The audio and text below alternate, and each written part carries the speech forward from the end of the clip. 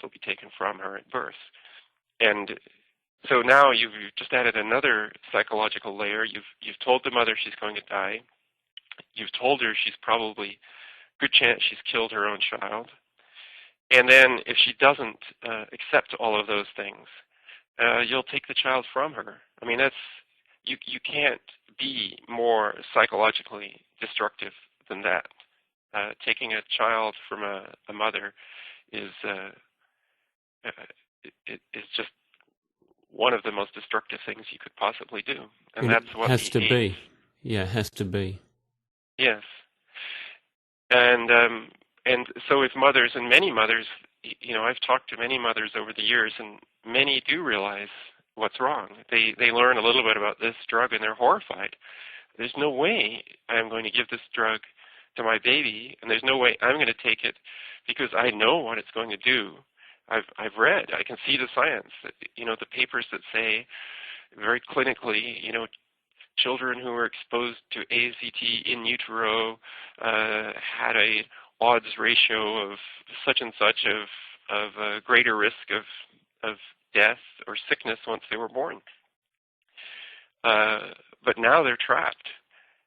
If they tell the doctors and nurses around them that I'm not taking these drugs, which is, the natural reaction.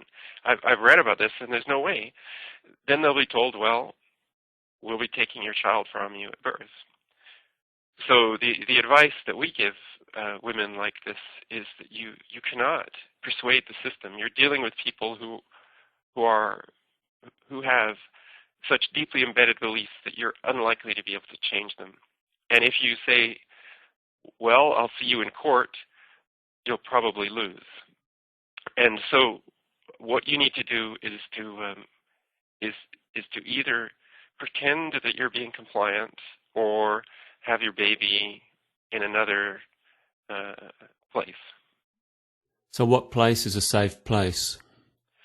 Well, any place where people don't know you're HIV positive, because then they'll see you as a healthy mother. Yeah. You are healthy. As long, especially, I would recommend a place which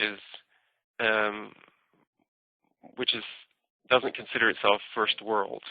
A place like Eastern Europe, where the facilities, the hospitals and things are still very good, but they're not focused on things like HIV because they have bigger problems to worry about. If you move from LA to New York to have a baby, they'd probably find out you're HIV positive very quickly, and you'd be back in the same trouble you started with. Right. That's difficult for people living in North America because there isn't really, for many people, isn't really a great option. But even if you move between a state or a province, the chances of maintaining some degree of anonymity are greater. You might be able to go to another state and find a midwife, and the midwife may just consider you as a normal person. But this, of course, requires a little bit of economic clout. If you're a poor woman living in Los Angeles, the chances of being able to go to another state to give birth are minimal. It's going to cost quite a bit of money. You don't know anybody there, so you don't have anybody to live with, and so on. So some women have successfully done this, and others just give up because they don't see a way out. Well, that's useful information for people who find themselves in that particular situation. Yes. Yeah, and it's great to hear of situations where mothers manage to have the baby without anybody knowing they're HIV positive, and both the mother and baby are very healthy, and some of the joy of being a mother is reclaimed. But I don't think it's ever the same. It's one of those things that once you discover your situation, you can never really be totally comfortable because you never know that there isn't going to be a knock on your door one day and somebody saying, we've learned that you're HIV positive and your 6-month-old child has not been given the benefit of these drugs, and so we're now going to take your child from you. I mean, that fear is always there. I mean, until the child is 18, you cannot be guaranteed that somebody won't try to force them to take drugs. Yeah, so it's not an ideal situation, No. but it's the best we can do. Yeah. I mean, I think most people can adapt to that situation reasonably well. I mean, if they know that their child is safe, then that gives them a lot of joy, and the stress of never really knowing whether you're going to be safe in the future is a lesser stress. Another group of people who are seriously abused by the HIV/AIDS system is, of course, sexually active adults, which is the majority of adults. And these people are told that they must inform their partners that they are HIV positive, or having sex with somebody who is HIV negative is a serious crime. And, in Canada, we seem to be as strict about this as anywhere. And I've seen several people jailed for lengthy terms. A man named Carl Leone in Windsor in Canada was jailed for effectively 21 years for having consensual sex with a number of women when he was HIV positive. And in another part of Canada, a football player was jailed for 5.5 years for having sex with 2 women while he was HIV positive. But it's kind of a strange belief, because they believe, presumably, quite explicitly, they believe that HIV is a deadly weapon. And yet, if you have the consent of the other party, they say, well, it's fine to use this deadly weapon.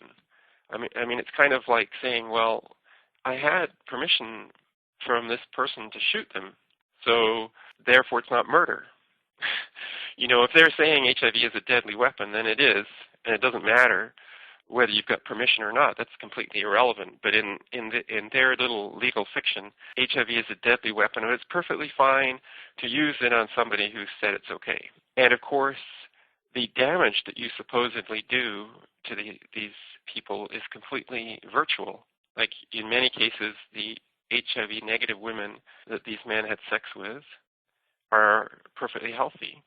And when they're not, they're often sick with drug side effects.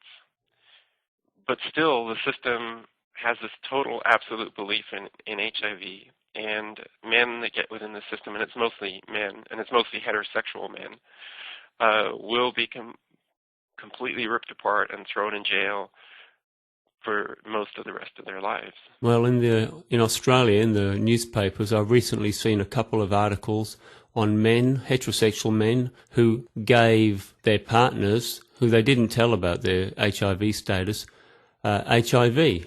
It's interesting. The ones we hear of here, usually the so-called victim is HIV positive. So it's probably a different thing to what's happening in North America. Well, yeah, I mean, the famous Perenzi case. Yes, that's one of the cases I was referring to, actually. Right. So,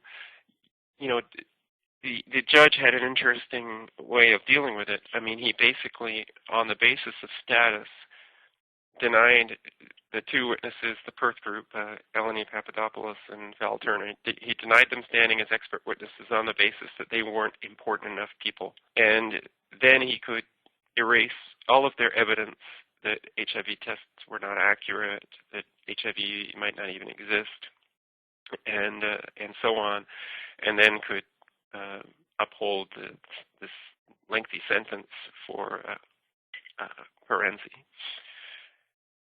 I just hope that in a few years, this theory unravels, and then they can go back to all of these men sitting in jail and let them out. Well, I think it might be interesting to see how many lawsuits appear if the mainstream view does topple. There's not enough money in the world to pay back the people who've been damaged by this theory. I mean, all the people whose loved ones went on drugs and died, or who are seriously ill, all the people thrown in jail,